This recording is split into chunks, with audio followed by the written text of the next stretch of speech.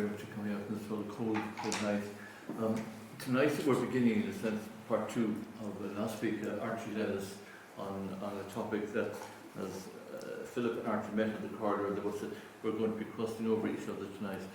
So the topic Philip has given us on human animality, origins, beginning and end. Most of you know Philip, he's from a place called Knock Degree, the capital of set dancing in the Slave Roker area, it's the Cork-Kerry border. And Philip has a background in industry and management and science, engineering in that area. Then moved on to study theology and is currently lecturing in the Humanities department in WIT in Waterford. So Philip, you're very welcome tonight. Thank you very much, Stephen. Thank you very much. You're all very welcome. I'm not too sure how I'm going to kind of follow on from Archie's talk last week, but I'm going to give it my best shot. So the provisional title, or the working title, is on the board there behind me, in front of yourselves, on animality, human animality, origins, beginnings, and end. Now, I suppose what I'm trying to do, this is an area that I've become very interested in, but only relatively recently. So I'm kind of thinking my way through it even as we speak tonight, and I'm sure I hope to be doing that for many years to come. So at the heart of this evening's conversation, if I can call it that, will be, I suppose, or will revolve around the question of creation itself. Now, to do this in a more, I suppose, way that points to the animal within the human being, what's known as the Homo sapien, I'm going to treat you to a brief review of the relationship between, this scientific theory or idea of evolution on the one hand, and Christianity's idea of the human being as a creature created in the image of God on the other hand. In addition, what I would hope to do is to show you how some insights from evolutionary biology in particular might be of use to theology in this sense. And when I say of use to theology, what I really mean is that it may indeed give us insights into maybe us reimagining our view of who we are as creatures and where that leaves us within the context of our image of God, as it were. So I'm kind of trying to, I'm teasing you a little bit, right, in terms of reimagining the view of who we are on the one hand and who God is on the other. Now, in using these insights from, in particular, anthropology, evolutionary biology, and so on, I hope to show you that our human becoming is in part defined by what I call our entanglement with other species, and how this entanglement cannot be divorced from the reality of our role in this ever-emerging story. And I deliberately refer to it as a story because I think that's exactly how we human beings give accounts of ourselves in one way, shape, or form. So here goes. It still amazes me that nearly after 2 centuries of critical biblical scholarship, the Genesis creation accounts are still read as if they, and they alone, represent an exhaustive account of how the material universe emerged. The question then arises, how credible is it to suggest that the creation accounts in Genesis are the definitive accounts of how the material world came into being, much less how we, as creatures who inhabit this world, emerged? So that's the kind of key question, for me at least, yeah.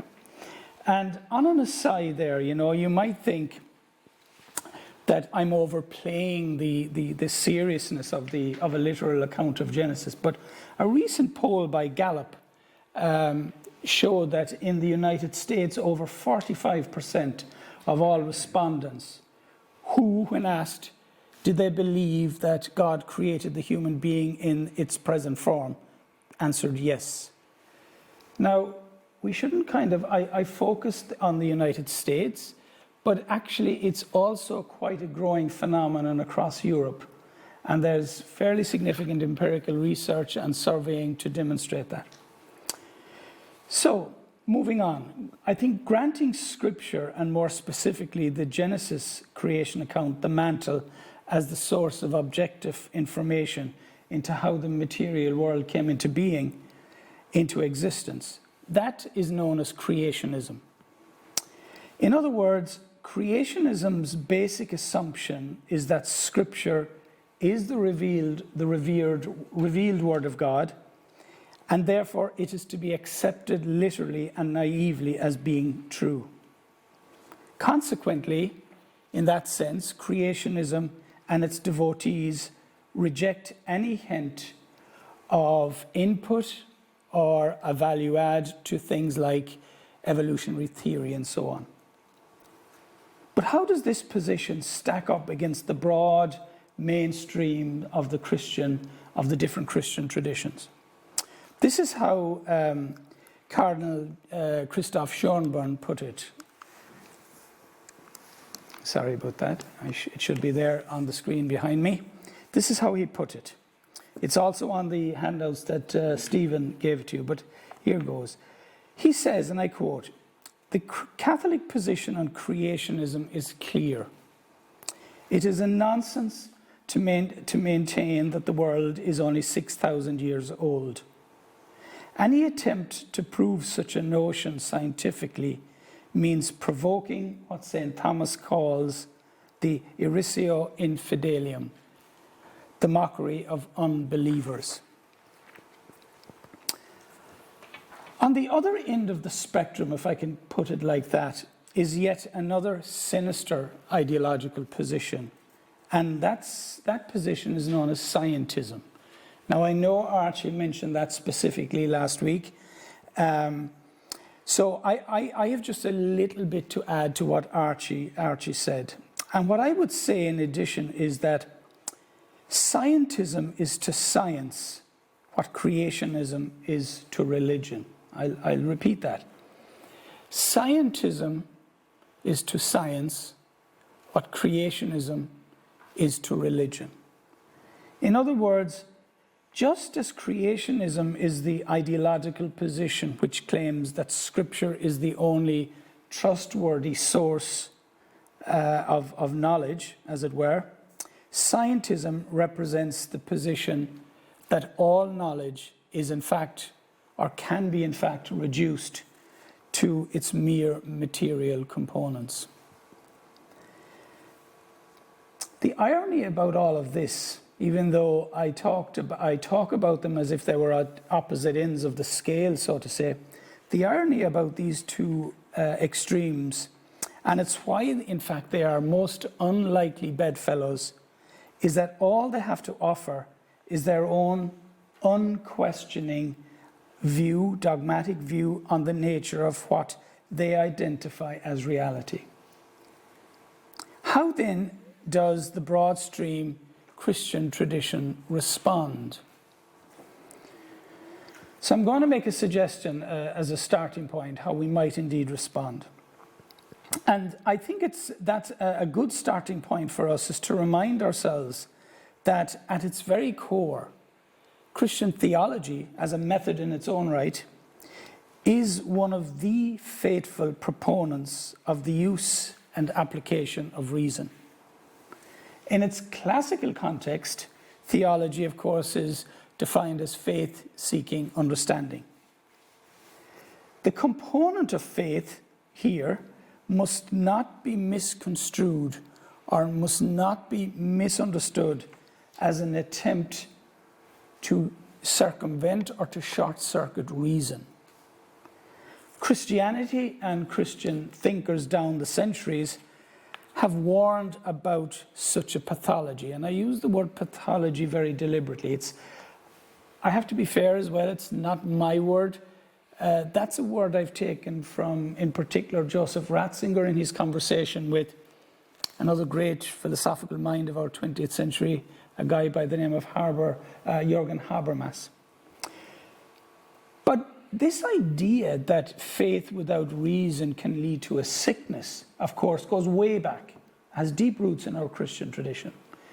In his day, the great Augustine of Hippo had a real anxiety about that, and I don't think that's too difficult or too severe a word to use. And this is how, or I think this quote from Augustine captures that anxiety quite well. And I quote, "It is a disgraceful and dangerous thing for an unbeliever to hear a Christian presumably giving the meaning of Scripture and talking nonsense on these topics. Many non-Christians are well versed in natural knowledge, so they can detect vast ignorance in such a Christian and laugh and scorn.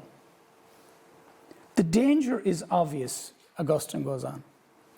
"The failure to conform interpretation to demonstrable knowledge opens the interpreter and, by extension, Christianity as a whole to ridicule for being unlearned." They're pretty hard-hitting words. Coming from a guy that I suppose in our Christian tradition would often be associated with kind of extreme views on the physical embodiment and so on. So, from Augustine to Aquinas to Ratzinger and many others, the biblical interpretation of the Genesis accounts deny a naive literalism. Deny a naive literalism. To be clear on this, I'm going to quote Ratzinger. And he says, "The Christian picture of the world is this, that the world in its details is the product of a long process of evolution, but that at the most profound level, it comes from the Logos. Thus, it carries rationality within itself." This positive approach to reason was again emphasized by John Paul II in a fairly lengthy encyclical that he delivered, where he reflected on the role of faith and reason. And he published that in 1998. And in 1998, so to quote from him, or to quote from that document, he says, "Faith and reason are like two wings on which the human spirit rises to the contemplation of the truth." In other words, neither faith or reason should be scorned. And working together, they can be mutually correcting, purifying for one another, and in so doing, and this is a crucial point, in so doing, can help humanity achieve right faith and right reason. Elsewhere in the document, it says, and I quote, "It is an illusion to think that faith tied to weak reasoning." I really love that kind of little line, "tied to weak reasoning," might be more penetrating. On the contrary, faith then runs the grave risk of withering into myth and superstition. By the same token, reason, which is unrelated to an adult faith, is not prompted to turn its gaze to the newness and to the radicality of being. So, what can we say about that? I think the key point really is this. The so-called clash between faith and reason is a straw man's argument. In short, reason, with its logical techniques, are necessary for sound biblical exegesis in the search for the reality of things. In the context, of course, of the science-religion debate, this is especially so when applied to the Genesis creation accounts. And in fact, this is why the Catechism of the Catholic Church can state, and I'm quoting, I don't have it there on the screen, but I'll give it to you. I quote, it says, "Discoveries invite us to even greater admiration of the Creator, prompting us to give him thanks for all his works and for the understanding and wisdom he gives to scholars and researchers," end quote. Again, faith and reason working together has the potential to orientate the human being to the abundance of what is, thereby allowing the human being to move over what I would call a wide horizon of meaning, of wisdom, of flourishing. Now that image there, or metaphor of the wide horizon, of course is well known in the Christian tradition, predominantly through the work of people like Karl Rahner and so on. So, with all of that in mind and what I've just said, I now want to turn to our story. And of course, our story is the story of our human becoming. But here again, this is not an isolated becoming. Our story, the human becoming, also has to be told within a wider cacophony of relationships that is the wider creation story itself. In the light of more recent discoveries of quantum physics and more recent climate science claims, this seems quite obvious. This way of looking at the world has also been evident in the Roman Catholics' perceived openness towards reconciling evolutionary theory and how better we might read the creation accounts in Genesis. Moreover, I think of the work of people like Teilhard de Chardin, for example. He comes to mind especially. In more recent times, and this is what I'm drawing from more recent theologians, Catholic theology has been enriched by the work of theologians such as Celia Dean Drummond. She's a British and English biologist, but also theologian. Most of her research now is along these lines in theology. So Celia Dean Drummond and a Danish theologian by the name of Niels Gregersen, both of whom use insights from evolutionary biology, from archaeology and so on, with theological anthropology to produce, in my view, a very convincing account of who we are. A central argument or thesis of their work is the image of the human being in his or her own creatureliness. Okay? So that's the key kind of focus of their work.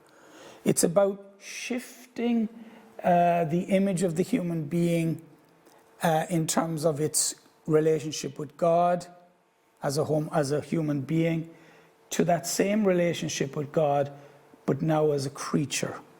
This is how Dean Drummond puts it.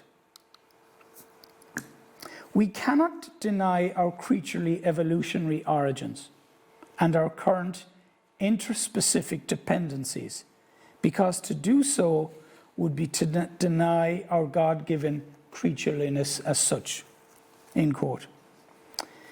In other words, while there may be a temptation for pious religiosity to ignore the complexity of our evolutionary journey, of who we are and where we've come from, to do so would simply impoverish ourselves, or would simply be to impoverish ourselves and commit, in my view, a violence to the reality of the way things are at a deeper ontological level. Ontology is a kind of the science of being and the nature of reality and so on. However, there's a kind of a cautionary tale in our own theological story, because if we look at the Genesis story, in particular Genesis 1:27, 1:28, chapter 1, verses 27, 28, that text in Scripture talks about the creation of humankind, male and female. In addition, this same text appears to give or grant dominion to humankind over the earth and over other animals. This reading, of course, puts humankind on a type of pedestal, giving human beings a kind of a preeminent place in the order of things, as it were. In addition to this, of course, it also introduces the idea of the human being as a being created in the image and likeness of God, in the imago Dei, to give it its classical kind of definition or formulation. All of this only serves, I think, to reinforce and confirm this potentially insidious sense of dominion over other creatures on human beings. From a scientific point of view, scientists today are telling us that we are currently living through what they call the Anthropocene. The Anthropocene. It's a geological kind of epoch that science has kind of categorized geological time. And we are currently, according to that kind of classification, in the Anthropocene. And this is meant as a warning, since the Anthropocene describes how, and listen to this, how because we have become so dominant, that this very dominance is threatening our own existence. And so, both the classical theological story and our current scientific account appears to be a rather sorry, if not hopeless, story of extreme dominance. Like, after all, that's what we've been told in terms of how we've got here, as it were, that we have been so dominant on the planet that dominance now is in danger of literally deconstructing the entire ecosystem that supports us. So my question then becomes, are we in danger of succumbing to a kind of, I don't know, fatalism or almost hopelessness at the state of things? If this is the culmination brought about by the dominant stories we've been telling ourselves for thousands of years, then is it not the case that these stories need re-evaluating and retelling? So that's a question. And then that's why I'm turning really in my own kind of recent interest to a kind of a complementarity between evolutionary theory, anthropology, paleoanthropology, and so on, in an attempt to try and grapple with that from, I suppose, my own discipline, which is theology itself. And I think there is a very kind of plausible bridge here between using these insights on the one hand from science and perhaps applying Hans Urs von Balthasar's depiction of life as drama, theodrama. And of course in drama you have actors and you have plots and so on and so forth. But I'm not going to get into that tonight, but that's kind of where I'm thinking longer term. So, in their work on such questions, Celia Dean Drummond and Neil Gregerson's, the two people I've mentioned already, proposes that rather than understanding human beings as beings existing exclusively before God, as it were, and thereby being separated from other creatures, we ought to think of ourselves as creatures before that very same God. Now, of course, if you think of the kind of the crucial question, the typical and preeminent crucial question of Christian theology, it surely has to be about the self before God, the salvation of the individual before God. What Dean Drummond and people like Gregerson and Dean Drummond are saying, we need to kind of state that question and not make it into a kind of preoccupation with individual human salvation, but broaden it. Now, there's a word for that in theology, and I'm not going to say too much about it tonight, but I'll give you the term. It's called deep incarnation. Okay? Now, this idea of kind of, rethinking ourselves as creatures before God, as opposed to human beings before God exclusively, would have the added dimension of putting human beings in a kind of an alliance with other creatures. That is to say, we ought to reimagine the God-human relationship on the one hand, in terms of the God-creatureliness relationship on the other. This is not pantheism now, though, because I'm sure you're going to come back to me and say, whoa, are you saying that God is in every physical thing? That's not what's being said. Okay, maybe we can pick up on that a little bit later. Okay, so how might we understand this is kind of, so I'm actually grappling with this, right? How might we understand this? And it is to the disciplines such as evolutionary biology, anthropology, and paleoanthropology, and so on, that Dean Drummond and others have turned in an attempt, basically, to gain insights into our animality, which eventually gives way to our human becoming. Now notice, I am separating for the moment our animality with our human becoming, for the moment, right? And this link has really yielded some very interesting insights in the field of anthropology in particular. What is clear is that our early ancestors had deeply entangled lines with and interactions with other creatures. Our human becoming, beginning with our animality in the natural world, is a co-evolving with other creatures. I think that's the basic conclusion. An example of this can be seen in the research of a scholar, an anthropologist. His name is Marcus Baines-Rock. And on this point, I'm going to quote him at length, okay? Sorry, the slide is very busy, okay, but it's on the screen in front of you. So let's see what he has to say and see what, in fact, he might be saying. Okay, so here goes, quote, "Later still, 3.6 million years ago, at a place now known as Lake Etoli in Tanzania, a volcano now extinct was belching ash into the air above an ancient landscape that was not dissimilar from that of the present. The ash fell with rain and filled wide depressions in the ground surface, creating beds of light grey mud, across one of which 3 hominins ventured onto the plains from the woods to the south.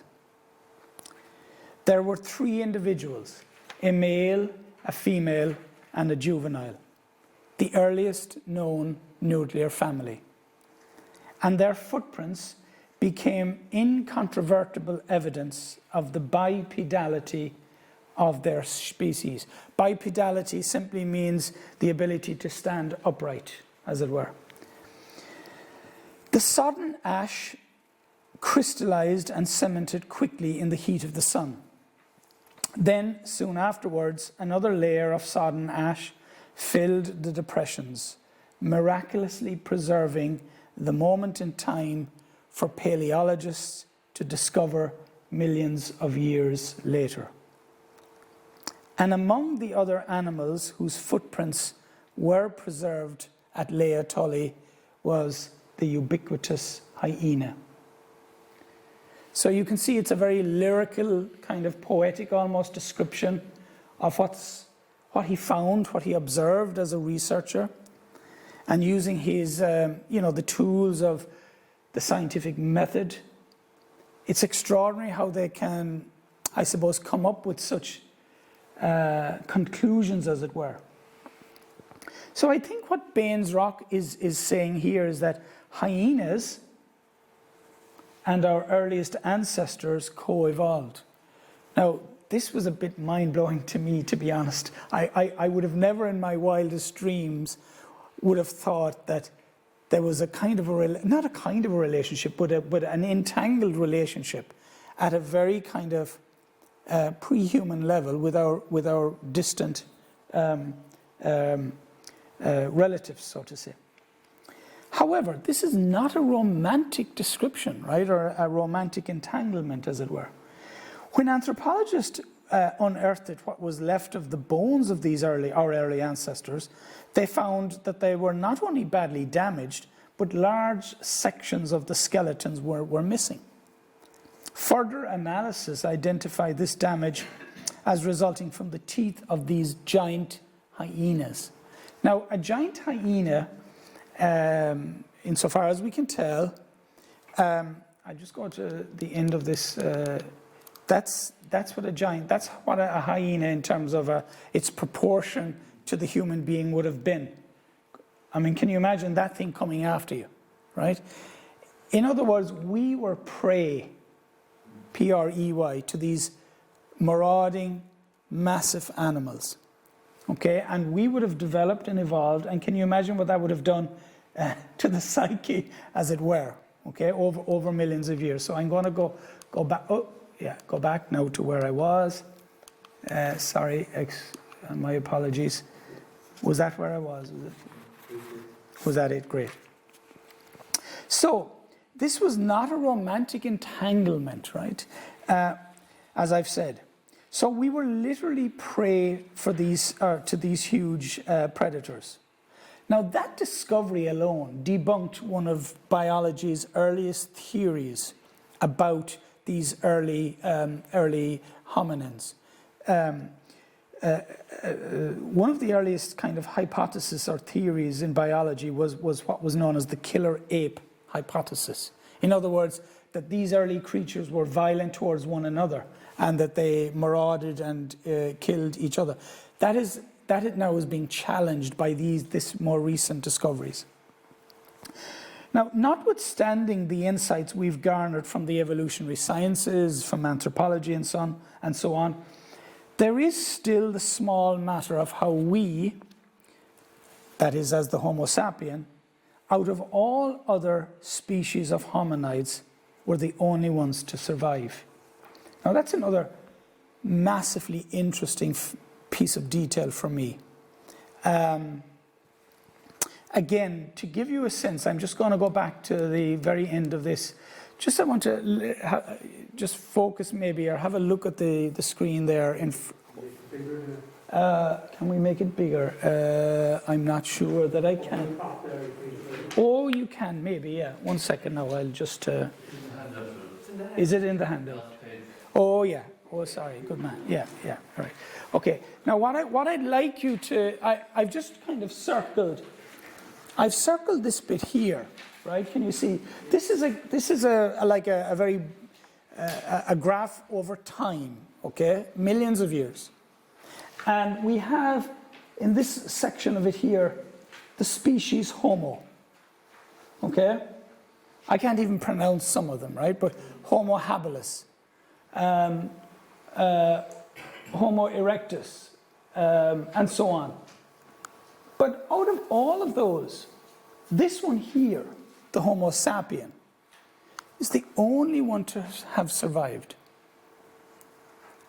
Now that's deadly interesting. I think that's deadly interesting from a theological, anthropological perspective. It's deadly interesting from the point of view, I think, of how Christianity, not through theology, but through philosophical inquiry, develops a theological anthropology of who and what the human person is.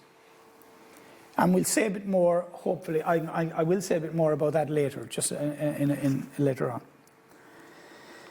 on. So that's a serious kind of piece of information.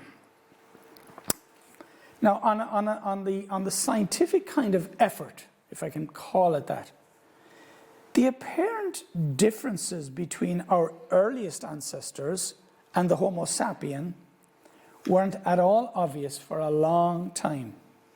But when it did become obvious, and when it did become clear, it was dramatic. And these differences were not lost on science and scientists. A British author,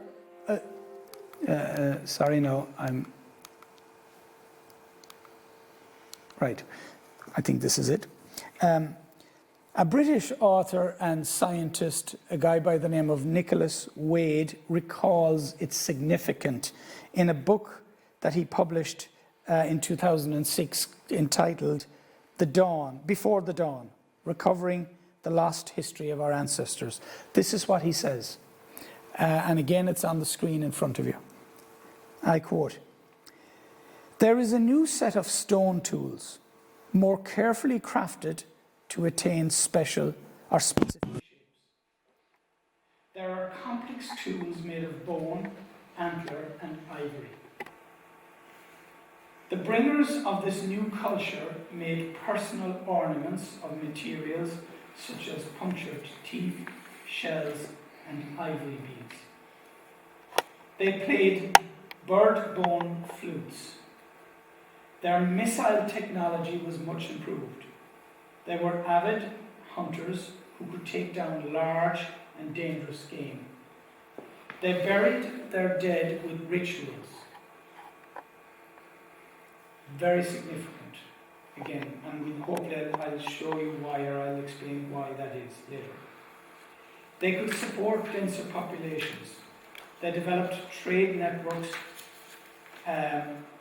through which they could obtain distant materials. So the beginnings really of a kind of a globalization, if you want to kind of call it that, or trading.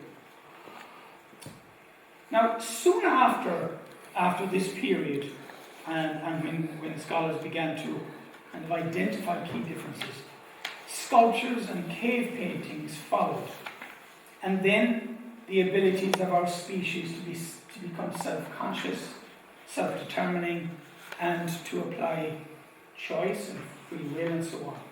All of which combined to give us the wherewithal to understand time, to have an orientation towards the future. And this orientation towards the future introduces a uniquely human characteristic. That is the ability to transcend, or the ability for transcendence in ways that our earlier ancestors did not have. So, scholars have linked the changes that characterizes the species Homo to a number of factors.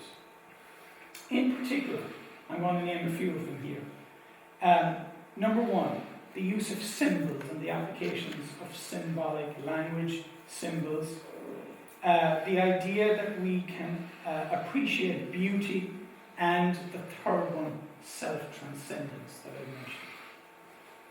Insofar as we can tell, the ability to use symbols in the way that we do enable us, of course, to engage in a kind of thinking that is quite simply not there in earlier living creatures. This skill is reflected in the way we use language, solve problems. It's related to our application of reason and reverence, to mention a few. The magnificent cave art, dating back over 32,000 years in southern France, known as the Chauvet Caves, is a case in point. So, the Homo sapiens' ability for self-transcendence has long been a topic of discussion for philosophers, for theologians, for thousands of years.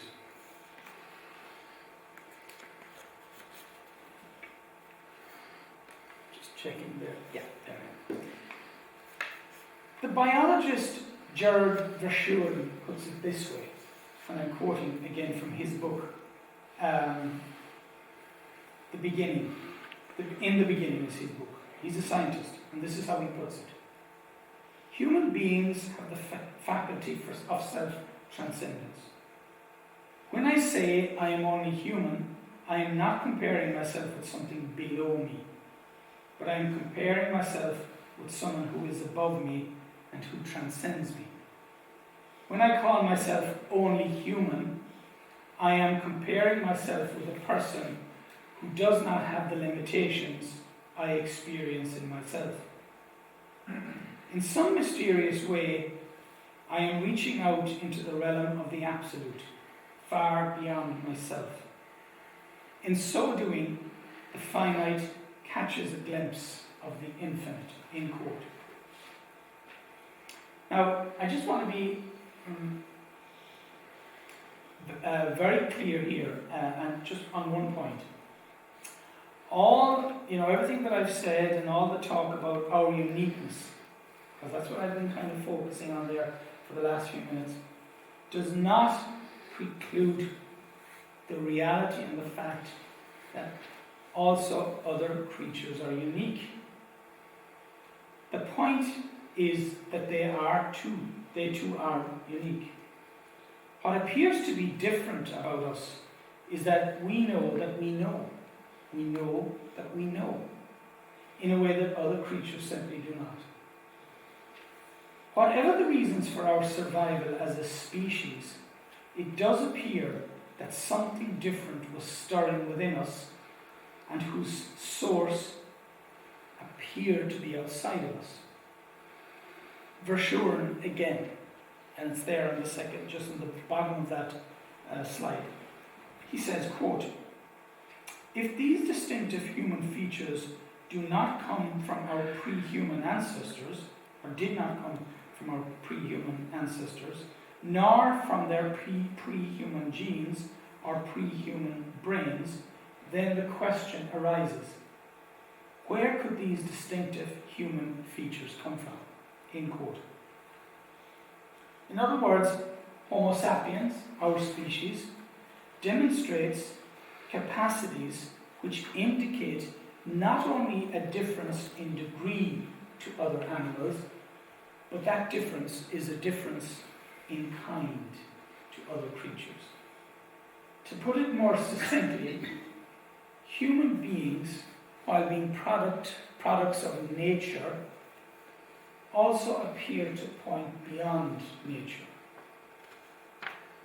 So, if we think about that, you can easily see there where there's a kind of an entree into the whole nature, grace nature debate, for example.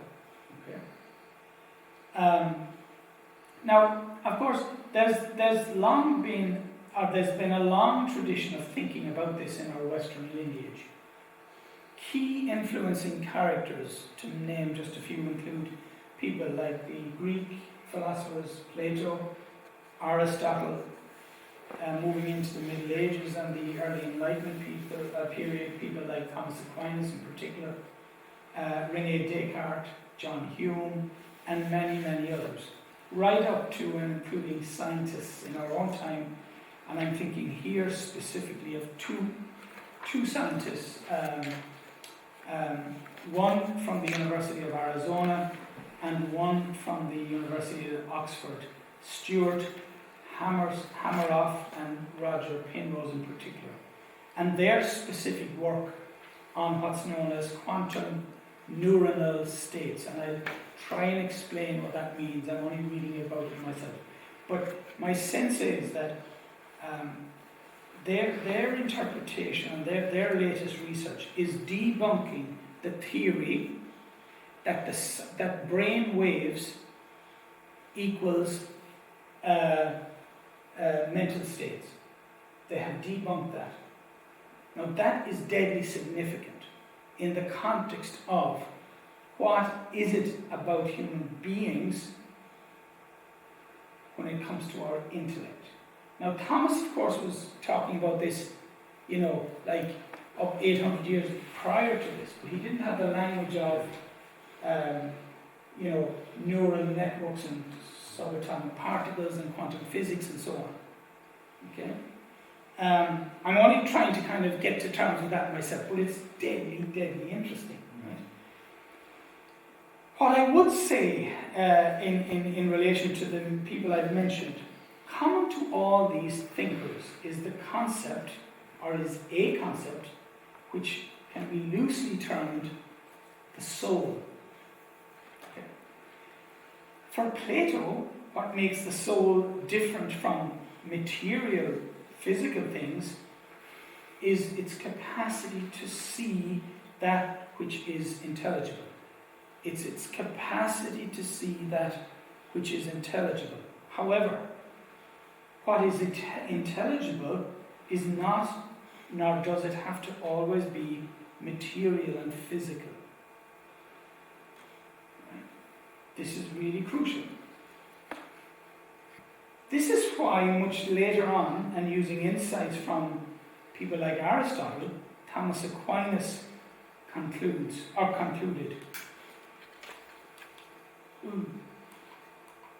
Sorry, no, guys.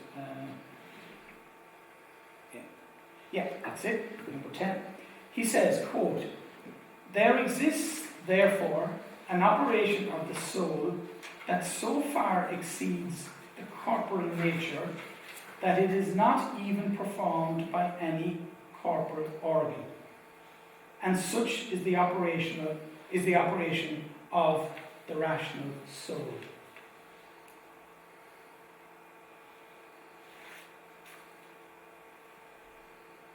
Unlike Descartes. Now, what did Descartes do in our Western tradition? He basically split us in two. And what I mean by that is he turned us into an immaterial thing and a physical thing. And for him, through his analysis of what we call the methodology of radical doubt, he said the only thing he can be certain of is that he's a thinking thing. Okay? That's kind of, I think, the first time in the Western tradition where we get a kind of a decoupling of the two. And it has bedeviled us ever since, as it were. So, unlike Descartes, Aquinas is not saying that this soul is our thinking thing.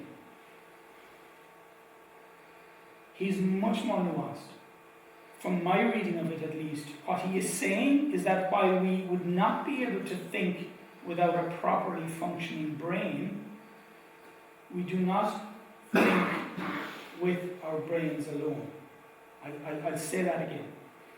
What he is saying is that while we would not be able to think without a properly functioning brain, that's a material thing, we do not think with our brains alone. Now, I mentioned those two earlier scientists, that chap from Arizona State and from Oxford. That's exactly the area that they are currently undergoing their research on. Our capacity to reason, to intuit something, seems to be an immaterial capacity. A capacity which goes beyond the mere physical or the mere material. And of course, within a Christian context, this is precisely the point.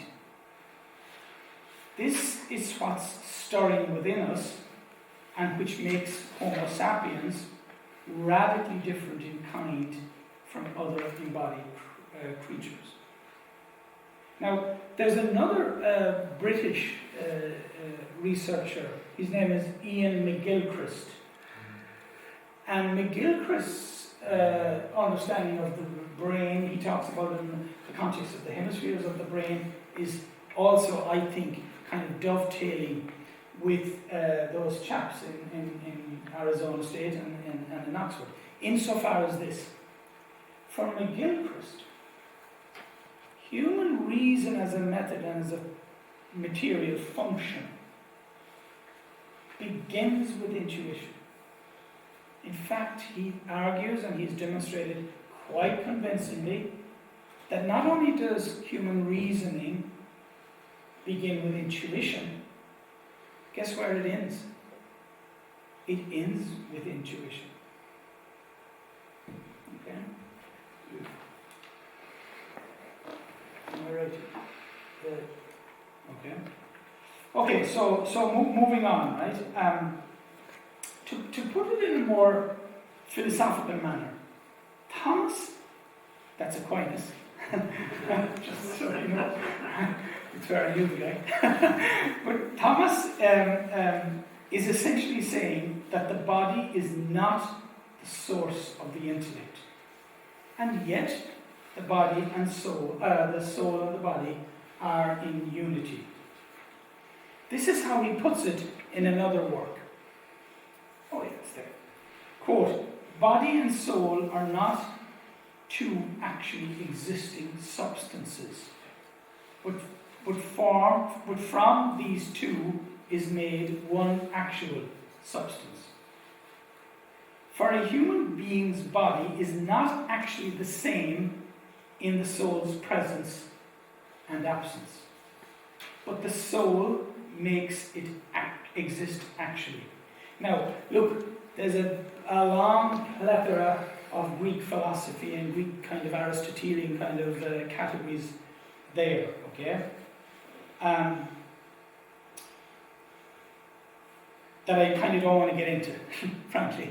I might confuse myself even, right? But so he's basically saying that, I suppose, that the soul is, as it were, the formal cause of who we are, if I can put it like that. The cause of who we are. Okay?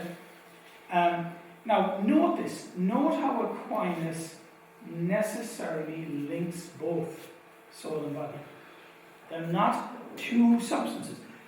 Aquinas is not a substance dualist, if I can put it like that, technically, rather technical phrase. I read there was some book written by some theologian, and she was a lady, and her name has gone from me, but she actually accused Aquinas of being a substance dualist. Utterly misunderstanding. That's clear, that statement there. That's from the Summa Contra Gentiles, I think, book 2. That clearly is telling you that he's not a dualist. So, the soul does not have, in Aquinas' reading, an independent existence as a human soul. Let me say that again. The soul does not have an independent existence as a human soul. Similarly, human beings can't exist without a soul to give existence to who we are as humans.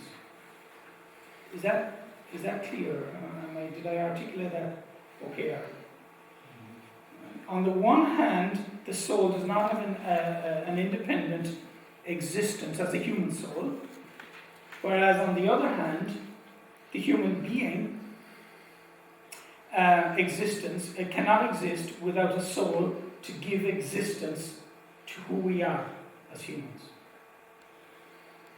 More recent discoveries in neuroscience and in some of McGilchrist's studies and in this quantum neuronal states that I talked about brain activity involved in how we human beings think, actually they're not in conflict with this Thomistic view. And as I've said to you, this latest work by these two chaps has debunked the more recent model of the brain, which says brain states equals mental states, and so on. So, what can I say? Thus far, what we've looked at the beginnings of our human story according to some insights from science and from philosophy. And now to kind of come towards the end, I want to turn very briefly to a brief kind of discussion on the Imago Dei, this image of God. So, my first question in that, or at least it seems to me to be the first relevant question to ask, is what is meant by an image? What's meant by an image? Now, in answering this, again, I'm going to turn to Aquinas. Because in Aquinas makes a useful distinction between what he calls images and vestiges. Images and vestiges. V-E-S-T-I-G-E-S. A vestige is more akin to a trace of something. For example, when a paleontologist finds tools made by our previous ancestors, for example, she can garner some information about the living conditions, the intellect, the intelligence, and so on about these creatures. That's the sense of the vestige. Vestiges of the Creator can be found in all creatures. Unlike a vestige, though, Aquinas says, an image is precisely an image because of its likeness to what it resembles. But where does that leave us? In our Christian tradition, God is not a being amongst other beings, and yet again, He is closer to me than I am to myself. God, Scripture tells us, is pure spirit. Hence, as animals, human beings do not image God by way of any physical attribute or organ. Rather, our image of God is to be found in our unique capacities as creatures. Scripture also tells us, of course, that God is truth, God is love. And so, if God is truth and love, and human beings are created in this image of God, human beings as creatures who are creatures who uniquely possesses that capacity, or those capacities for truth and love. In a nutshell, I think to be human is to be a hybrid, a creature that has one foot, so to say, in the animal world, and another in the eternal world. Now, this does not admit to a view of a human being as two separate things. Okay? Rather, the human being is a creature who is made in the image of God, in the Imago Dei, is a body-soul composite. An animal with the breath of God, for sure. A breath which is not the result, though, of any biological process. In the words of one of my favorite theologians, believe it or not, I know he's under pressure these days, the poor man, Joseph Ratzinger, this is how he puts it. That the human being is willed by God in a specific way, not merely as a being that is there, but as a being that knows Him. Not only as a construct that He thought up, but as an existence that can think about Him in return. There's a reciprocity going on. The theory of evolution does not abolish faith, nor does it corroborate it. But it does challenge faith to understand itself more profoundly, and thus to help humanity understand itself and to become increasingly what he, she is. To become what he, she is. Matter becoming. So you'll be glad to know some concluding remarks, okay? Just bear with me, we're nearly there, okay? So, how can I kind of land all of this? I'm not sure, but I think the bridging of faith and reason under the disciplines of, the practical sciences, we've touched briefly on them tonight, evolutionary biology, archaeology, philosophy, theology, and so on.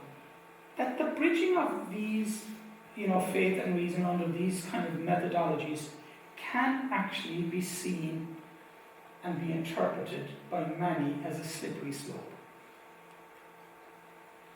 The prospect that we have evolved from earlier living creatures might even infuriate many Christians. And yet, intuitively, for rational creatures that we are, should it not also dawn on us that an unquestioning and uncritical approach to the nature of reality, and in particular to our nature, that in itself will leave us dimmed and sedated. A faith followed by a full stop is not a human faith. A tradition followed by a full stop is not a tradition in the real sense of the word. On the contrary, faith and reason, to quote John Paul, meet each other, and when applied to our story, our human becoming, the necessary relatedness and closeness between the natural world, animated through its evolutionary processes, rings true. In the incarnation of the Son, Logos, to put it like that, God unites himself to a human nature and therefore to the entire cosmos. And that really is the subject matter of what is now known as what's now known as deep incarnation. Thank you very much. Thank you. Yeah. How are we for time? All right. I don't know how we want to do this, but I really enjoyed. First of all, or I appreciated the invite. That's the first thing I have to say. Because when Stephen rang me, he said, "Oh, what are you going to talk about?" And I said, "Oh, gee, I think about it, blah, blah." And this animality thing keeps coming up, for me at least. And I've been kind of reading about it, or reading aspects of it for maybe about a year now. And coming across people like Celia Dean Drummond, if you're interested, if anything here kind of grabbed your attention, or kind of seemed to float your boat, or whatever way you want to put it, she's somebody I would recommend listening to. Celia Dean Drummond. So when I was putting this together over the last kind of couple of weeks, I'm really thinking out loud myself, There's lots of stuff here that I'm going to go kind of after a little bit, particularly this latest kind of research on neural networks. And in the way they're debunking the most recent theory of brain, i.e., brain states equals mental states. Okay, that's a purely materialistic perspective, right? So anyway. So, I don't know. Oh, come on, get going. I've done enough talking. But surely, what do you think? Yeah. The material has an enormous effect on whatever you talk about intelligence. Yes. Yes. I mean, there was an article there in the Tablet, I think it was a while ago, about some fellow analysing the two not vertebrates of the brain, and how they interact and when they get disconnected and all that. So even though you might say that thought is not just brain cells or brain thing, but it's so intimately tied up with them. Yes. I often wonder about the idea of a separated soul, because a separated soul, the body, it just would corrupt. Mm-hmm. A separated soul can do nothing because it needs the machinery of the body, Yeah. So what we're doing while we're waiting for the last day, I don't know. Yeah. Do we just kind of we disappear for a while and then bring us back again? Yeah. I mean, we have even kind of colloquialisms like the lost soul. Yeah. I mean, I talk about myself at times around WIT as like being like a lost soul at times, right? And it's the connotation there, of course, is that you're kind of at sea, as it were. But there's something that has me uneasy. Yeah. About life. Yeah. But the kind of, I suppose we blame the Enlightenment and so on, that there's this inevitable progress of improving. It's all a little narrative built within our little human consciousness. And somehow I think that we are bedeviled into making everything outside our little kind of self and it. Yeah. And we kind of instinctively dismiss it. Whereas we have no right to dismiss a blade of grass or a bead of whatever. That we don't know anything other than what our microscopes can tell us, and that's enough. What could a microscope putting on us would tell us about our consciousness, whatever. So there's a massive, to me, question. And I think that the Bible, especially the way it kind of formed a thinker like Martin Buber, has latent in it some kind of sense of the world around us, not as I, it, I out there and it, but as somehow we're all part. And that we're all part caught up in a consciousness, and that our reality is that we are known. Not that we know, but that we are. That's very good. And somewhere, I was telling Agnes, the young lady comes in regularly here and she waves at some trees and she hugs others, and she was there this morning or the other day and she just greeting the sky, you know. And there was a little sense where I said, she's for the birds, you know, literally. Yeah. But in truth, you know, she may be just saying thou Yeah. to what we in our ignorance are calling it, you know, and that we don't know what centers of consciousness are actually smiling at us and finding us beautiful. But we're going around killing each other, you know. So I don't know. There's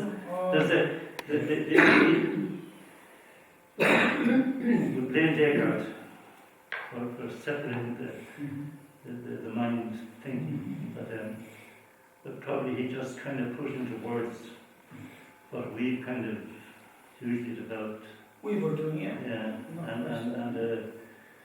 and anyway, but I don't have a question. Yeah, I mean, I think, Joe, you know, I think that's what, you know, this kind of bridging, as if you want to call it that, between, you know, the great kind of traditions, philosophy, theology, all the hard sciences and so on, that bridging, you know, the way that people like Dean Drummond is practicing it, is in actual fact almost a kind of a screaming out for another way to look at things that takes us away from the narratives that we've been telling, the stories that we've been telling ourselves for thousands and thousands of years, which has led literally to what science says now is the Anthropocene, that extreme dominance. You know, and like if you look at, I think, insights even from climate science, I mean, if it's telling us anything, it's telling us the intricacy and the interwovenness of all that is.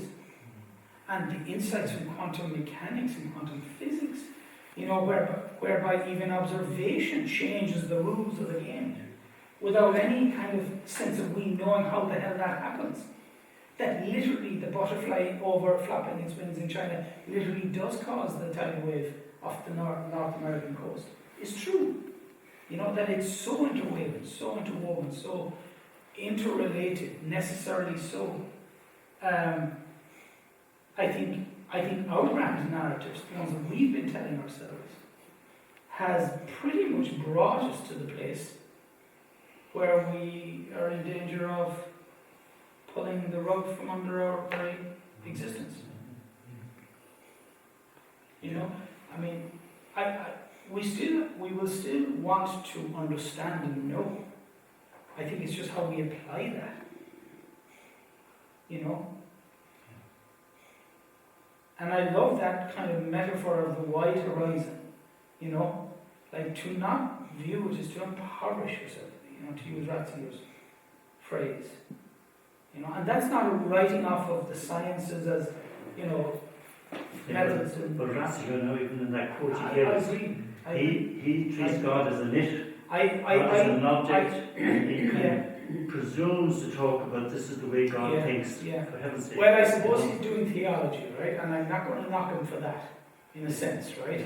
I mean, he, as a theologian, I'm not, interested in Ratzinger the churchman as such. I'm much more interested in Ratzinger the mind,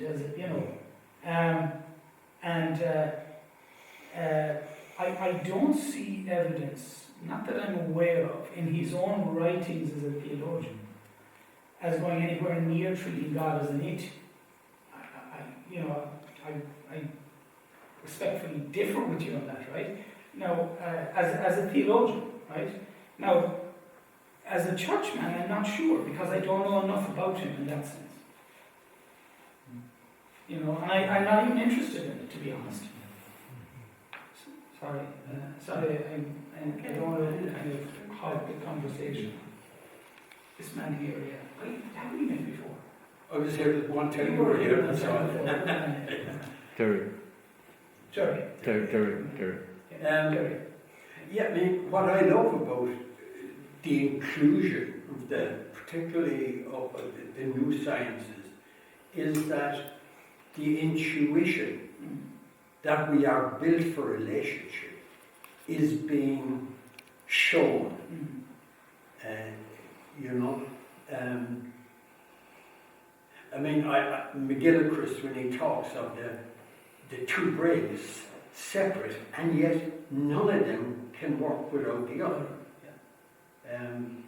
So the deep intricatedness of relationship, filling out our intuition, and that's what I love about it. That's fair comment, yeah.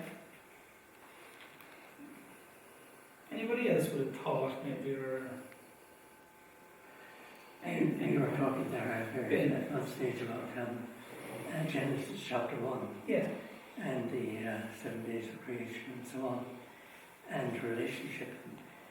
And the point of that particular account is to prove or to say that love is the basic thing, which is the key to all of nature and the whole cosmos. And that particular idea was developed in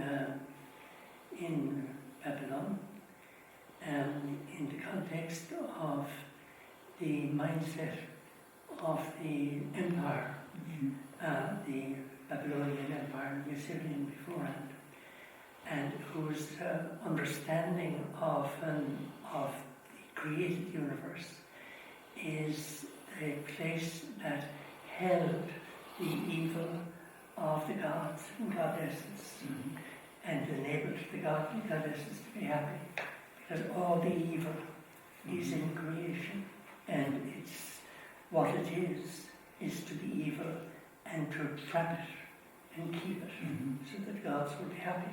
So therefore we are naturally evil. And it is then when in around 580, when the last of the big transfer of people from the Holy Land to Babylon to work there, and they were being taken off as slaves and so on, and they entered into that ethos which was so evil, and which was again their understanding, of their faith. They set out to sort of compose a poem or hymn in which they indicate that they listed the levels of existence. Seas and land and birds and human beings and all that. you see. And in each one, it was described as, and God saw it was good. And God brought it into existence by an I thou thing. And he says, God says, let it be. Yeah. So it was impregnated with love.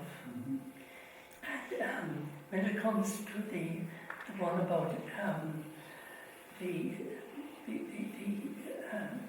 about human beings being in charge of everything, well, for starters, that has been demolished really by the Old Testament itself, by the various discussions in the Book of Job, you know, which brings a whole non-different thing about.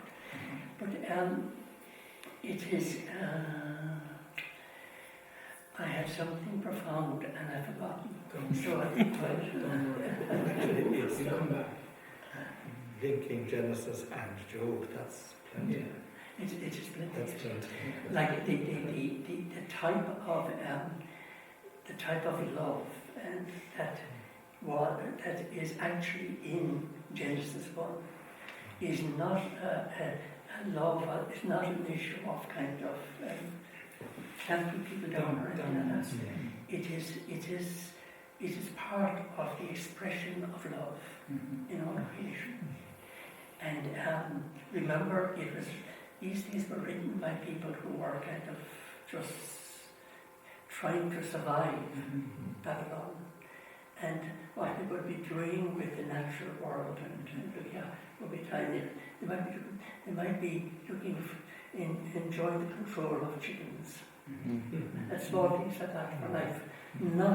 They weren't investigating the huge cosmos, you know, and say we're in charge of all this. No, we feed our chicks. And well, I don't know if I have anything, I'm not sure I can say anything terribly wise, but it's really very, very interesting what you're saying. And there are a couple of things that occur to me. The first actually is a bit pessimistic, because it does seem to me that, and I've never heard of this approach before, of the perspective of our own creatureliness. But I understand, I think, what you're trying to say. But it seems to me that, what am I going to say? It seems to me that, you know, at that time, historically, when we moved to a position, which happened a long time ago, of thinking that the human being was the supreme mortal being, and was at the higher end of the golden chain of being, as the Elizabethans used to call it, that at that time, even though we did look on it very much in a hierarchical way, they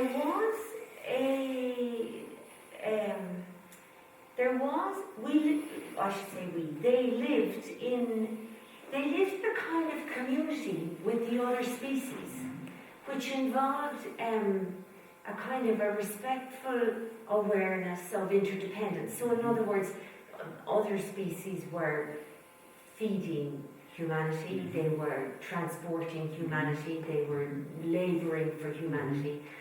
And this probably in the last, I don't know, maybe 100 years has really changed, in that most human beings no longer have that kind of contact with other species, even though you could say that in the first world, you know, there's a whole new relationship between people and their pets. But in lots of ways, there are aspects of that relationship that's not. I don't think it's what you're talking about at all. No, it's quite negative, isn't it?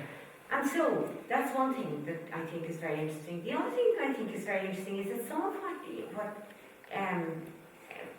maybe Father Ben was alluding to, and somebody else said also, reminds me a little bit of that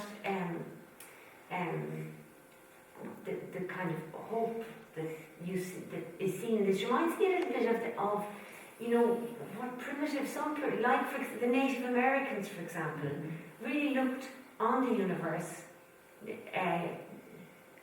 everything in the universe, with that kind of love and respect, and recognised absolutely that human beings had to live in a kind of balance that was not abusive, which the Anthropocene, of course, shows didn't happen. Yeah, didn't happen. No, and that brings me back to a kind of pessimistic feeling, really, that we'd have to move back a very big circle, wouldn't we, to find that perspective of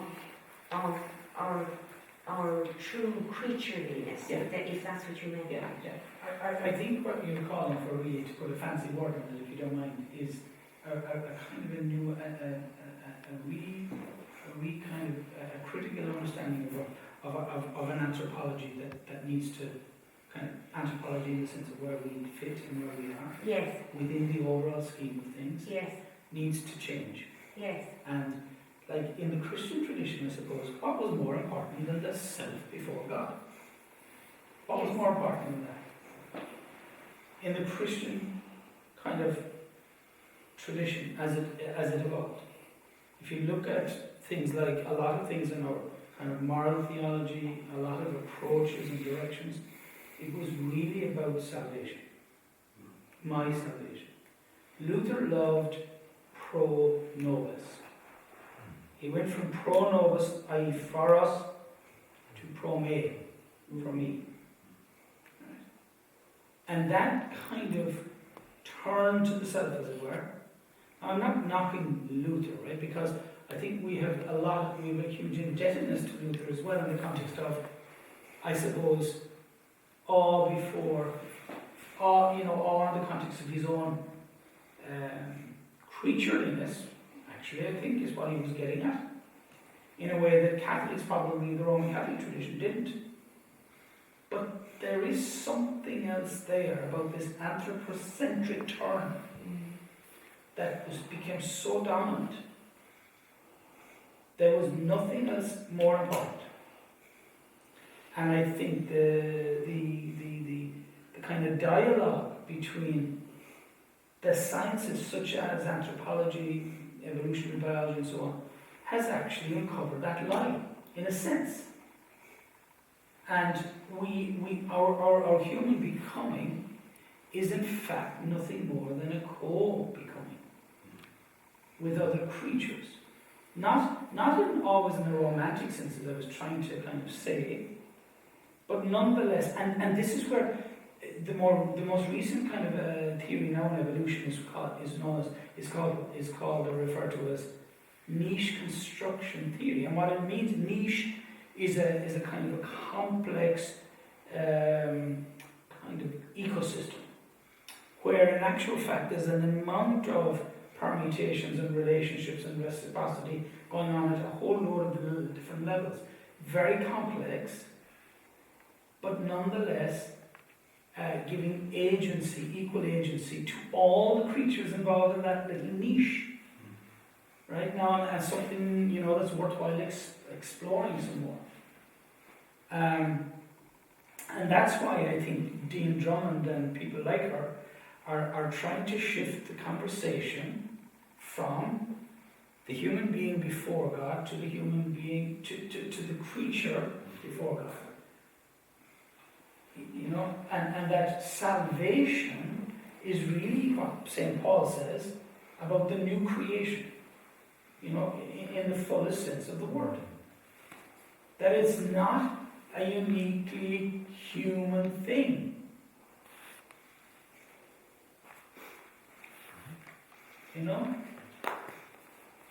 We kind of have to let go of our importance in a sense and just trust. Philip?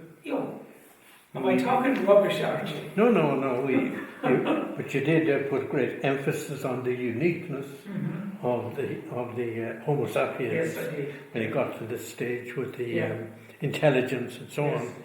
But when I was kind of looking at the same kind of thing, it kept coming back to me. Obviously, the arrival of intelligence came through a whole lot of life forms and they tended to come increasingly like what we are, you know. And how do we know that there's this similar kind of intelligence, or that in the other ones, like, you know, there was a picture of a gorilla mother with her little child in the paper the other day. It's exactly like a human mother with a baby like it. Yeah. And we kind of say, oh, they're just brute animals, they would only go by instinct or that. I don't know if we can... Yeah. I don't think we can say that. And I don't think, people like Dean Drummond, anthropologists, are actually saying that at all. The kind of open question that's very significant, it appears to me, is the question of why did we survive? Right? Now, a lot of these are theoretical formulations. Do we know it? I don't think we do, in a sense.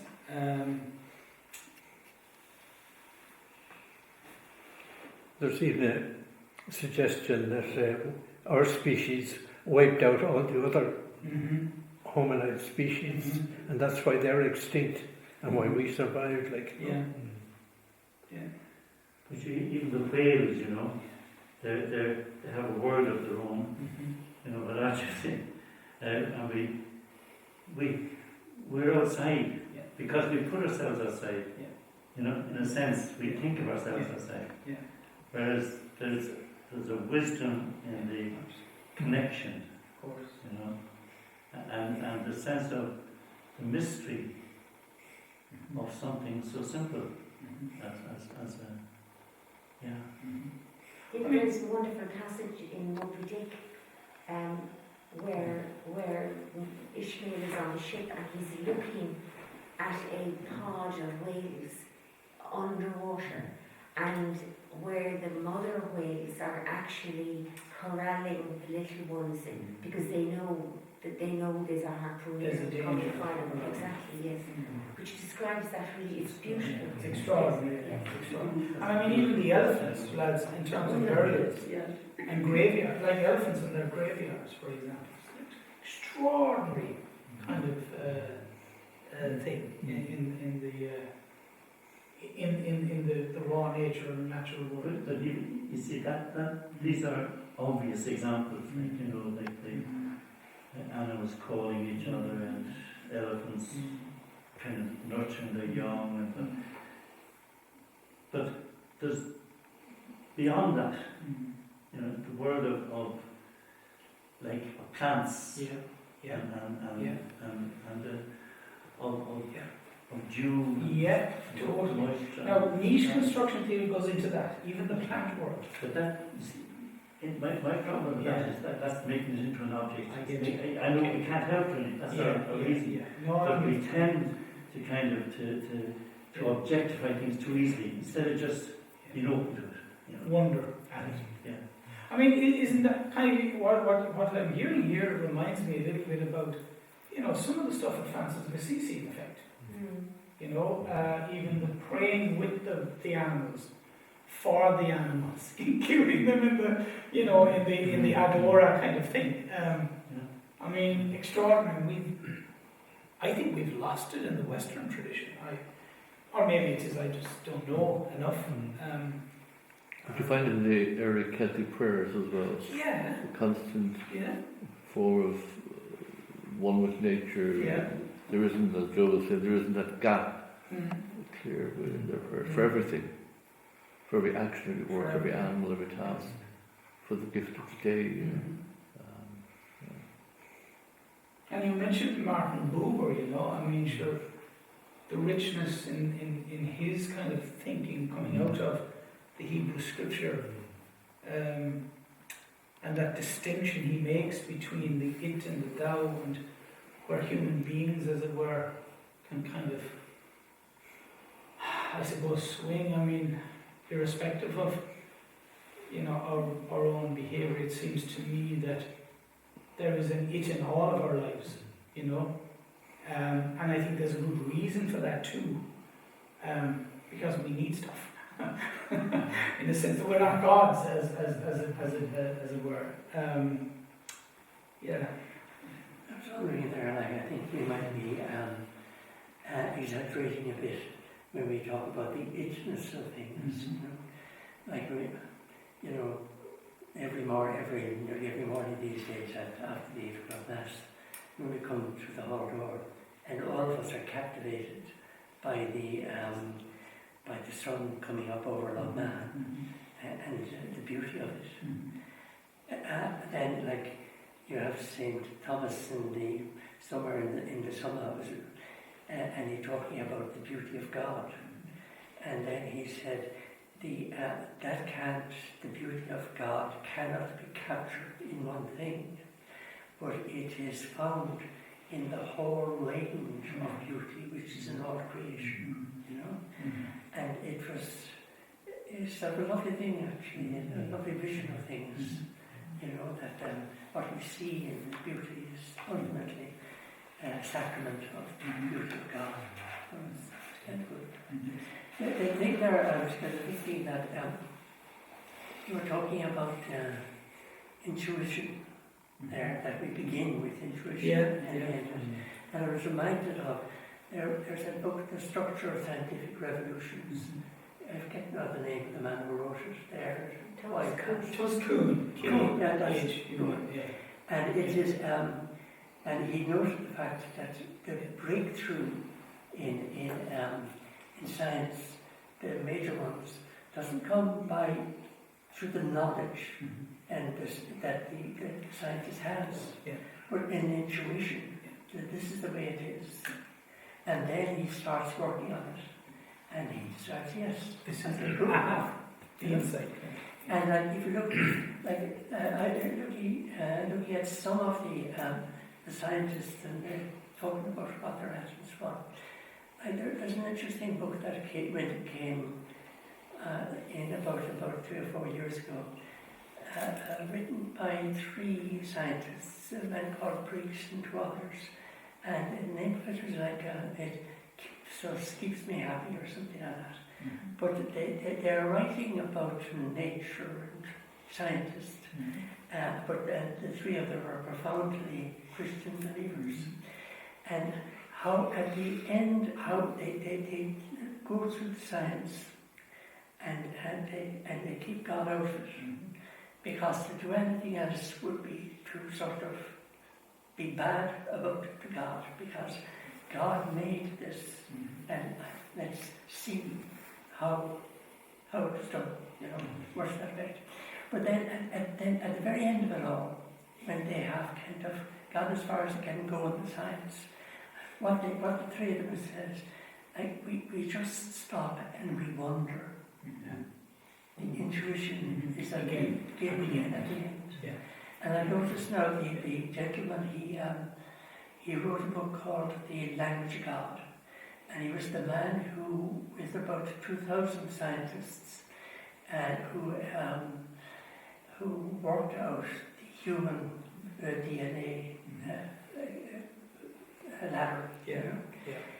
And how he was, he had lost his Christian faith until at the end he was taken by wonder And mystery. The mystery of it. There's a lot of interesting things happening. And there's a quote as well on that, along those very lines from Einstein. And it just won't come to me now. But again, it's that very point. The nothing more beautiful than the mystery of. There is this wonder, as you say, this kind of, I don't know, new or something, I'm not sure. You know. It's the great thing about tonight is we don't have to solve all this. We don't have we to don't have to. have I a mean, isn't it a conversation? It's a conversation. I have to have a cute ED at the end of it. Conversation, yeah, that's great. Yeah. So I'm conscious of time, but I think any last comments for the corpus, any last quick comment? We can wind it up for now. So Philip, thank you. It's hard to sum it up, you know, but as we're talking, what we just ended up with now was a thought going through my mind about mystery and awe and respect, and And the word poverty, certain poverty of attitude towards the world and towards creation that we don't need to possess or understand, and with us sounding falsely spiritual, reverence and awe and gratitude are words that were floating around as you were talking tonight. So then was saying that very often you find that awe and mystery and such things are the common path of the scientist and the believer. That's where dialogue can take place. So for I suppose introducing us myself, sort of new words and new understandings and carry also your own enthusiasm, and as you said, you were thinking out loud for us or with us tonight, and it's a journey for you too. So for sharing all of that, Stephen, thank you very much. Thanks very much. You're very welcome.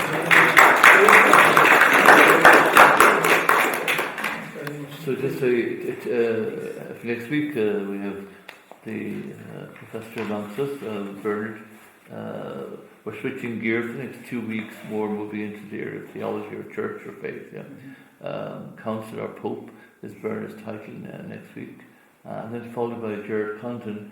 Jared, we're fellow students together in Rome. Jared is responsible for catechetics in the Diocese of Cloyne. And he's going to look at the debate. If you're angry with the Irish Times, every day this week, for the past week, there have been letters on the topic about school patronage and schools and faith in school. So Jared's going to look at that question: is it in the classroom or the pew that we should be looking at faith development for young people? So we look forward to Father Bernard next week, and then Jared after that. So thank you very much.